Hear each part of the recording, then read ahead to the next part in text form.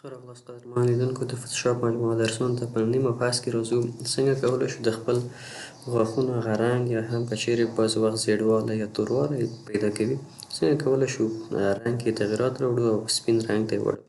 چېرې تاسو دغه تصویر وګورئ لږ څه زیړ بخنه ده. څنګه کولی شو کیفیت یې ښه کړو؟ نو د دې کار دپاره اول راځم زه د کنټرول جی څخه په استفادې یو نوی لیر ایجادوم. راځو د تیر لکچر څخه په استفادې اول د سپنج ټول څخه استفاده کوو او دا ډي سچوریټ کوو. د دې دغه رنګ ډېر اخلو ځکه دغه ژیړوالی ډېر ده. بیا موږ تاسو ته ستونزه پیدا کوي دلته ډي سچوریټ باندې کلیک وکړئ. یو سچوریټ ده بل ډي سچوریټ ده او ویبرانس همدغه کیفیت صحیح ده او تاسو کولی شئ چې برس هارډنس لږ څه راکم کړئ.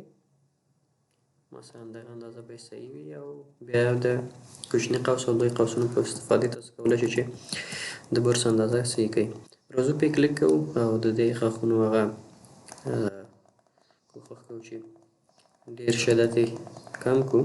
که چېرته هارډنس اضافه هم شي فرق نه کوي. مثلا دغه اندازې به یې نیسو په دې باندې کلیک کوو کوښښ کوو چې کوم دغه چې لري شدت دغه شدت یې لږ څه راکم شي. دلته موږ تاسو ته اگر چې ډېر په واضح ډول نه ښکاري ولې خپل فعالیت دا ترسره کوي. بیا وروسته موږ تاسو متوجه کیږو چې دغه یو شمېر بدلونونه راغلي. اوس بېرته راځو قدرمنو لیدونکو د ډاچ ټول څخه استفاده کوو او هایلایټ برخه کې دا قرار ورکوو. که هایلایټ هم نه وي مټون هم ښه ده او پروټیکټ ټون څخه استفاده کوو. بټنه باید دا کلیک شوی وي. اوس هم راځو مثلا خپل تصویر ته کوښښ کوو چې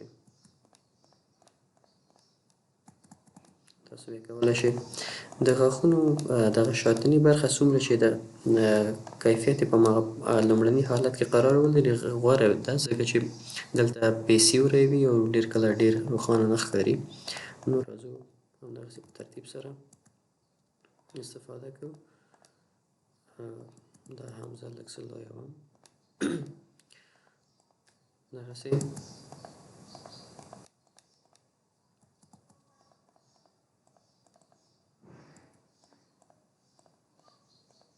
په ترتیب سره ډېر په منظم او راحت شکل سره مخ ته ځو. ډېر غوره ښکاري. تاسو وګورئ که دغه ځایونه تور وي ډېر به ښه وي ځکه چې بیا طبیعي ښکاري. اوس راشئ قدرمنو لیدونکو که چېرې راشو د خپل لیر روښانه کړو یا بند کړو توپیر یې تاسو احساسولی شئ. وینئ څومره توپیر یې وکړ.